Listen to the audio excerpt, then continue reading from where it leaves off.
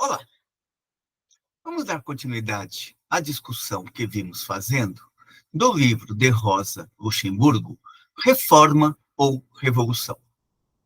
Vamos discutir hoje o capítulo 9 do referido livro, capítulo este que tem por título A Derrocada.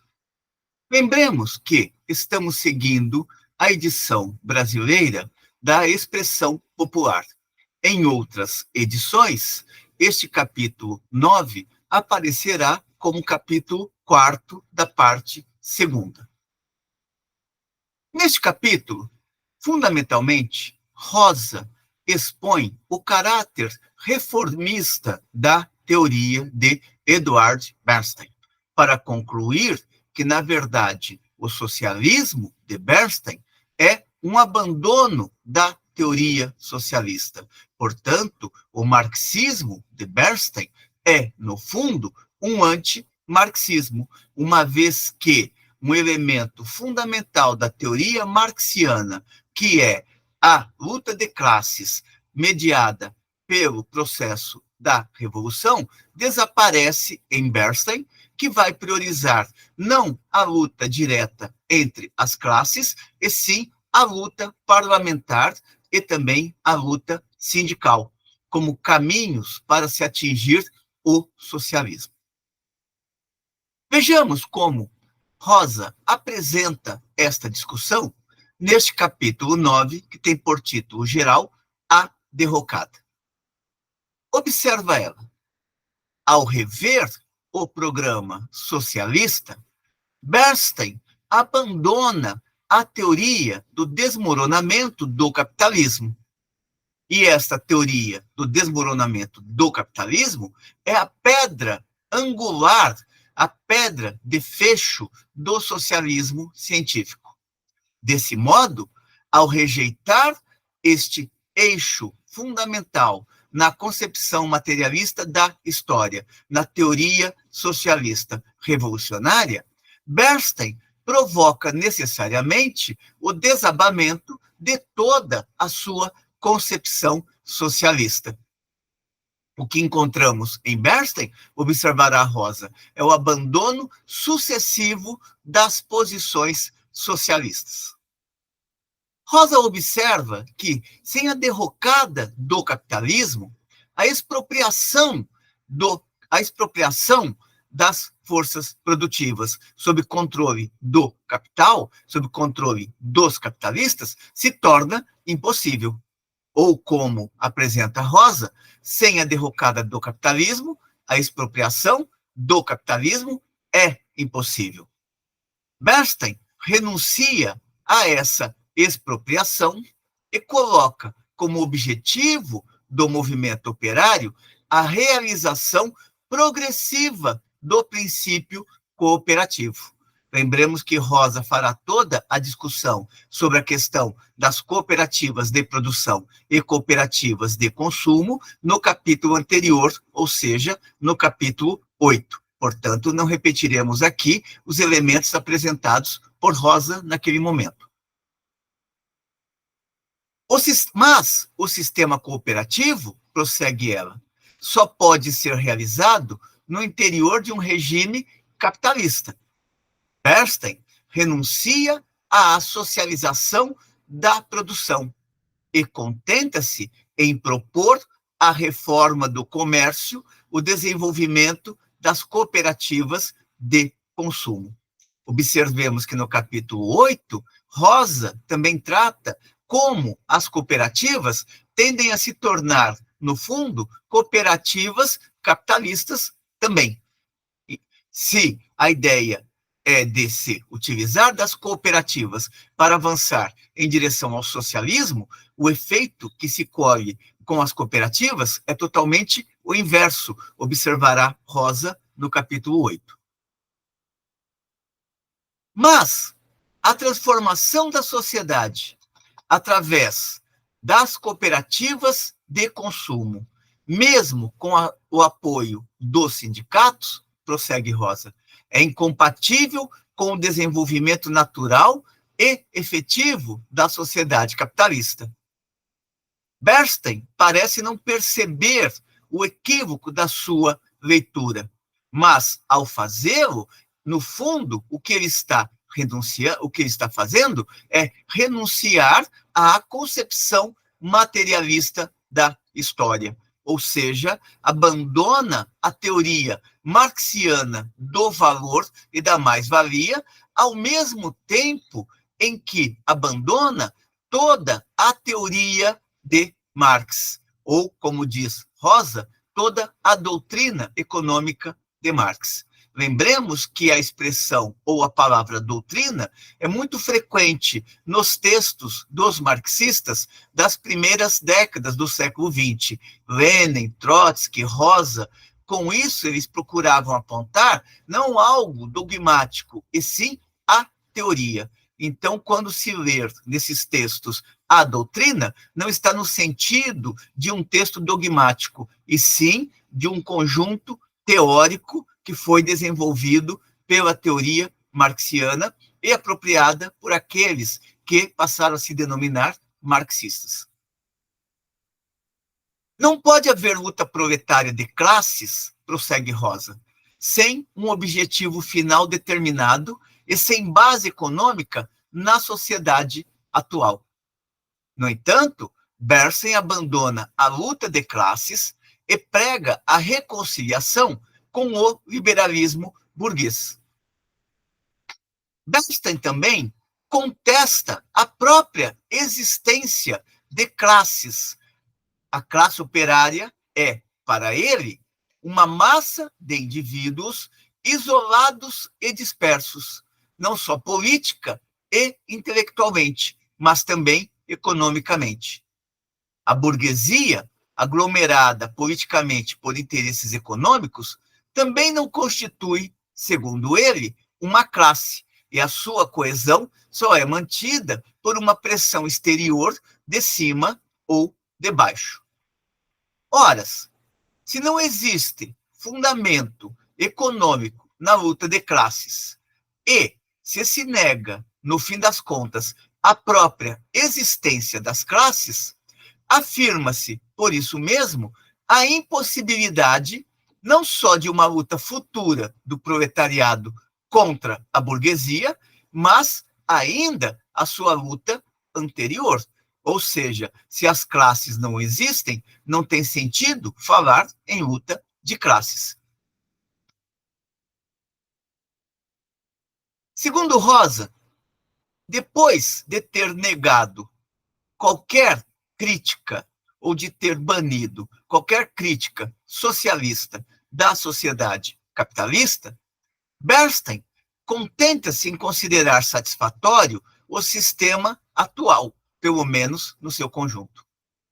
Bernstein considera que, por exemplo, em todos os países do Ocidente, a atitude das classes burguesas em relação ao movimento socialista é mais ou menos uma atitude de defesa e não de opressão.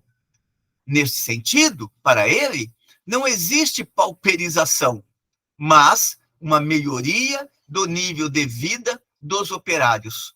Por outras palavras, a burguesia, para Bernstein, é politicamente progressiva e mesmo moralmente sã. Passo a passo, abandonando a perspectiva de classe, Bernstein foi perdendo todo o ponto de referência marxista. Renunciou ao socialismo científico e perdeu o eixo de cristalização intelectual em torno do qual os fatos isolados se agrupavam num conjunto orgânico de uma concepção coerente do mundo.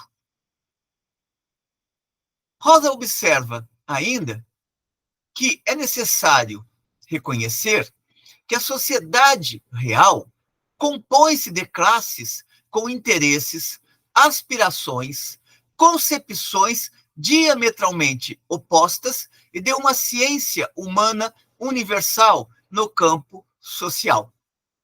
Um liberalismo abstrato, uma moral abstrata, são a consequência da fantasia e da pura utopia ou da utopia pura. O que Bernstein julga ser a sua ciência, a sua democracia, a sua moral universal, tão impregnada de humanismo, é simplesmente a moral da classe dominante, quer dizer, a ciência, a democracia e a moral burguesas. É fundamental Rosa colocar estas questões, porque ela está lançando para o primeiro plano, ou reafirmando no primeiro plano, a questão das classes sociais. É curioso observar como que os congressos recentes que têm sido realizados no terreno da sociologia e de outras áreas das ciências humanas, primeiramente, está se afastando progressivamente da discussão das classes. E segundo, ao partir para as discussões em torno de raça, identidade, por exemplo, colocam a classe em último plano. Este ano, por exemplo, está previsto um evento cujo tema é raça, classe e mais alguma coisa. Ou seja, é a raça que vai levar a pensar a classe, e não é a classe que vai conduzir a pensar a questão da raça.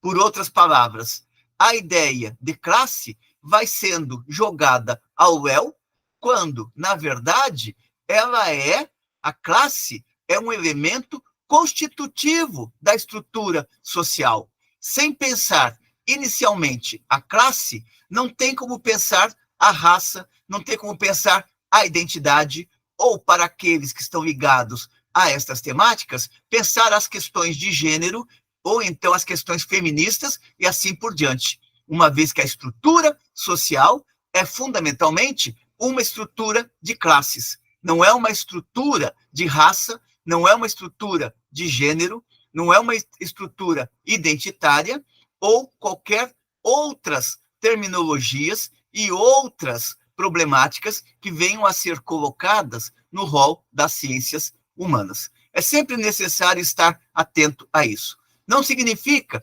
que estas questões não tenham a sua importância no mundo moderno, mas elas não podem colocar em segundo plano aquilo que são as determinações ontológicas da realidade. E a classe é uma determinação ontológica da realidade. Ela é estrutural no interior da sociedade capitalista, assim como foi estrutural no interior da sociedade greco-romana, ou foi estrutural no interior da sociedade feudal. Feito este breve parênteses, continuemos aqui com Rosa.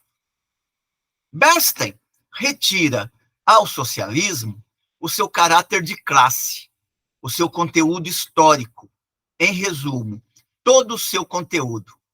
Inversamente, faz da burguesia campeã do liberalismo na história, a representante do interesse universalmente humano. Além disso, Bernstein se ergue contra a única fonte de conhecimentos morais para o proletariado, ou seja, a luta de classes revolucionária. Assim, fazendo, o que Bernstein acaba por realizar e acaba por pregar para as classes operárias é o abandono daquilo que lhe é fundamental, caindo, assim, na quintessência, ou seja, nos braços da moral burguesa. E os braços da moral burguesa não está trabalhando com a perspectiva da luta de classes, e sim com a conciliação entre as classes, de tal modo a garantir a estrutura burguesa de produção e reprodução da vida social. Rosa observa que a postura de Bernstein é uma postura que está próxima não ao marxismo ou à teoria de Marx, e sim está nos braços do liberalismo. Ele está, no fundo, criando ou elaborando ou desenvolvendo uma perspectiva de esperança, de constituição de uma nova sociedade através das transformações jurídicas que possam brotar da ação parlamentar ou então da luta sindical. É fundamental reconhecer, observa também Rosa, que Bernstein só envereda por este caminho porque, do ponto de vista metodológico, ou da perspectiva metodológica, ele abandona um elemento central para a análise da sociedade contemporânea, ou seja, a sociedade capitalista. Trata-se aqui do abandono da dialética enquanto método de investigação. Ao abandonar a dialética, Bernstein acabou por entregar-se ao modo de pensar histórico da burguesia decadente, modo de pensar que reflete fielmente a sua existência social e a sua ação política. O modo de pensar de Bernstein, conclui Rosa, é o mais sensível e seguro sintoma da sua ideologia burguesa. Mas, para Bernstein, o termo burguês já não designa uma classe, é um conceito social universal. Portanto, abandonando a ciência, a política e o modo de pensar do proletariado, Bernstein abandona, igualmente, a linguagem histórica do proletariado pela linguagem da burguesia.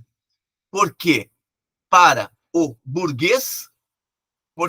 por burguês, Bernstein entende, sem diferenciações, burguês e proletário, homem em geral. É que, efetivamente, o homem é, para ele, ou seja, para Bernstein, o burguês. E a sociedade humana é idêntica à sociedade burguesa. Com isto, Rosa está procurando apontar que, na verdade, a perspectiva de Bernstein é de transformar os trabalhadores em pequenos burgueses ou então em trabalhadores afinados em sintonia com os valores da sociedade burguesa. Com estes elementos, Rosa conclui este 9º e penúltimo capítulo de seu livro Reforma ou Revolução. Uma discussão curta, porém densa, uma vez que Rosa, mais uma vez, coloca no centro da cena a questão das classes sociais, que, reforçamos mais uma vez, tem sido abandonada progressivamente pela academia, pelas universidades e colocada em segundo plano para tratarem de outras questões que são importantes. No entanto, não são as questões decisivas para pensarmos a estrutura social do mundo contemporâneo. Ficamos por aqui hoje. Espero que tenham gostado da apresentação ou da discussão que Rosa está trazendo. Como sempre, encaminhe suas considerações positivas ou negativas, que de nossa parte continuaremos aqui trazendo estes textos que aportam questões fundamentais para refletirmos sobre o mundo moderno, sobretudo neste momento em que a questão de classe continua sendo atualíssima. Quando falamos de extrema-direita, não estamos falando apenas de uma ideologia que busca eliminar a esquerda. Estamos falando de uma ideologia que tem uma grande sustentação de classe, e esta sustentação, hoje como antes, está voltada a colocar o proletariado em condições cada vez mais de miserabilidade social. Até uma próxima.